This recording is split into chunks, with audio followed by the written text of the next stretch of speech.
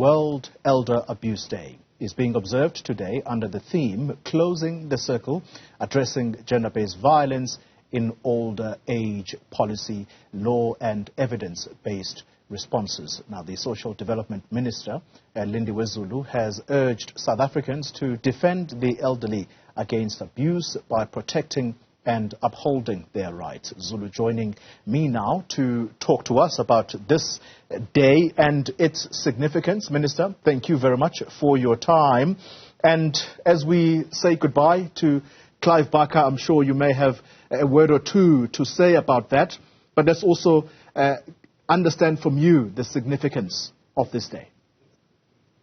Thank you very much, Toli. A very good morning to you and the viewers, and thank you for giving the Department of Social Development this opportunity. Yes, that's exactly where I was going to start, because as I was listening to the previous clip, I was just remembering and imagining him doing that aeroplane run because of the wind. Nobody will ever forget that one. And of course, condolences to the family. It's never easy when we lose our loved ones, but I think he lived a very fulfilled life. South Africans will never forget him, and we're saying to the family, condolences to you, and we are hoping that not only the family will take forward his legacy, but all the football and soccer fraternity and young people who are upcoming. They must also go back and look at how did he get to where he was, and I'm sure they'll find a lot of excitement and a lot of lessons to be learned. Condolences to the entire nation of South Africa. Indeed. Minister, let's then get on to the reason why we invited you onto this show, and that is to observe this particular day, the Elder Abuse Day. What is the significance of this day? The significance of this day starts from the point that the United Nations declared this day, and therefore all countries of the world today are supposed to be focusing what can they do to improve the state of the elderly people, how can governments improve in terms of the service delivery that they have to do for the elderly. But coming specifically to South Africa, we also mark and celebrate the day, and what is important for us as a Department of Social Development, and one that does a whole lot of services in as far as the elderly are concerned, but of course we don't do it alone. We work with the Department of Health, all other departments, because when it comes to the elderly, it's the services that they need to get across the board. Yes, the Department of Social Development will focus on the legislation. In particular, right now we are amending the older persons legislation, the Act. We are amending it because as we go along, there's always new challenges, and we must respond to the new challenges and make sure that the constitutional provisions are always adhered to. But also, second, we do a training for practitioners who take care of the elderly in special homes, and also we promote the protection of the elderly as a department in general, both at national, provincial and local structures. Yeah. Minister, I'm going to break up in two parts what the challenges are in our country. Number one, I'm going to start with the abuse of elderly persons. That is not something that is not strange to South Africa. It happens, and it happens on a regular basis, and you'll probably find that it is actually underreported.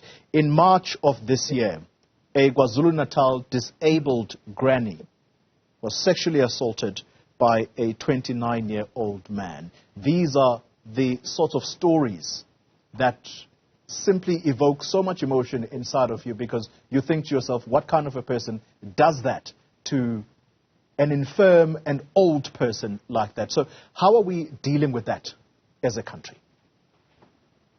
Firstly, I thank you for raising that particular issue and for saying that it is nothing new, and we have been having to deal with this in our communities and our societies. I think the first point is the protection of the elderly, particularly by ensuring that we improve security for our citizens across the board. And therefore, when you have an incident where an elderly person, a woman was raped, who was the person? Was the person caught? Was the person arrested? Is that person in prison? That's where we start as a Department of Social Development. That's why we also work very closely with the Department of Justice. It's about ensuring that there's law and order when it comes to that. That's the protecting of the citizens. The second one for us as a Department of Social Development is about ensuring that we mobilize communities. You know, I am saying as a minister, we need to know what is happening, house to house, street to street, community to community, and then support the NPOs in particular and the NGOs who are on the ground and focusing particularly on assisting the elderly, both in special institutions where they are. What is a problem is when they are at home and they are at home alone, and even their relatives sometimes do not check on them as often as they're supposed to. So because when an elderly person is in a home alone, it means she's not protected. That's why that somebody as young as that 26-year-old can come into the house and take advantage.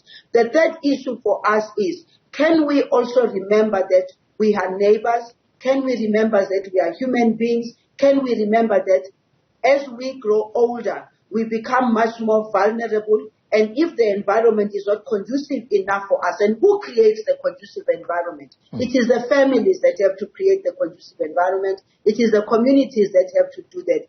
As government alone, it's not possible for us to do all this. That's why we support, firstly, by giving the elderly the grants that we pay per month, which, by the way, in some instances we find that even that the elderly people do not enjoy it because it gets taken by the children. They have to help in the families.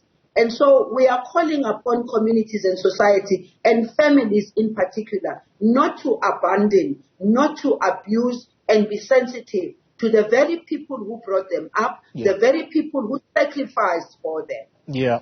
And the second element to this question, Minister, and that will essentially be how we wrap up this discussion, there is the element about neglect of older persons. And I note your earlier point as you answered my second question about mobilizing communities. How do you rally communities that they do not neglect the elderly? It's about the societal values, Tony, which are, unfortunately these days we find that we are losing a lot of that. We're finding that even families who are supposed to be taking care of the elderly, they end up abusing them.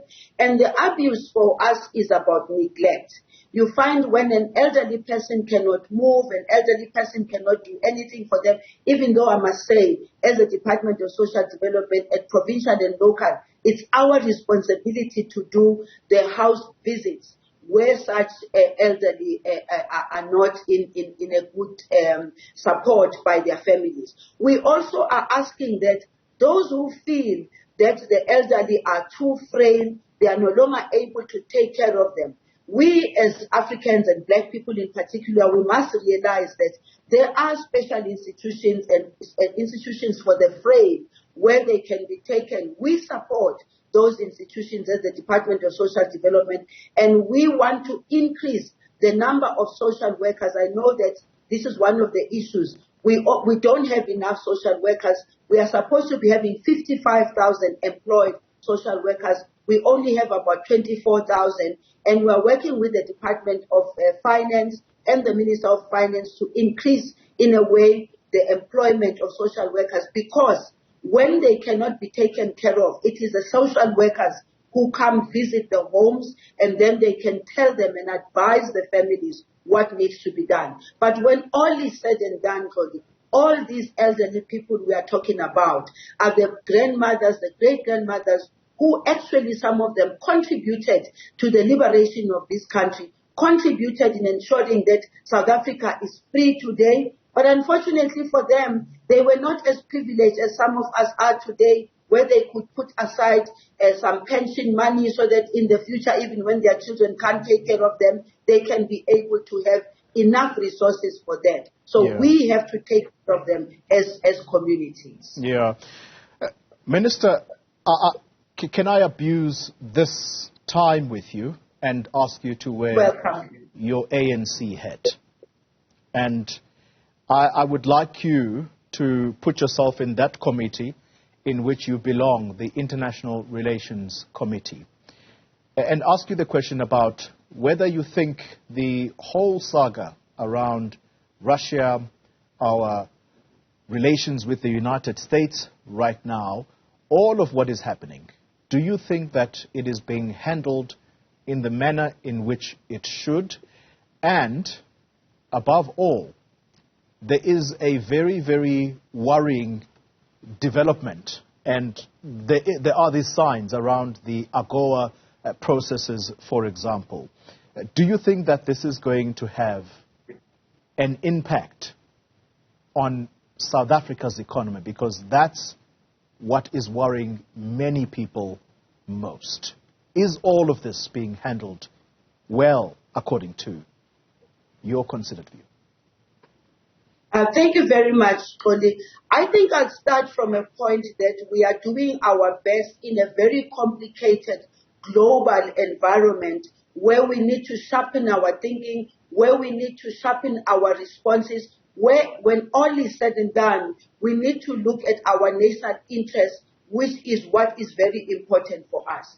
And so far, all the indications are that we're doing our best to respond, on the one hand, on keeping a good balance with the relations that we have with the United States. And again, as you say, there's AGOA, and everyone is saying AGOA is under threat.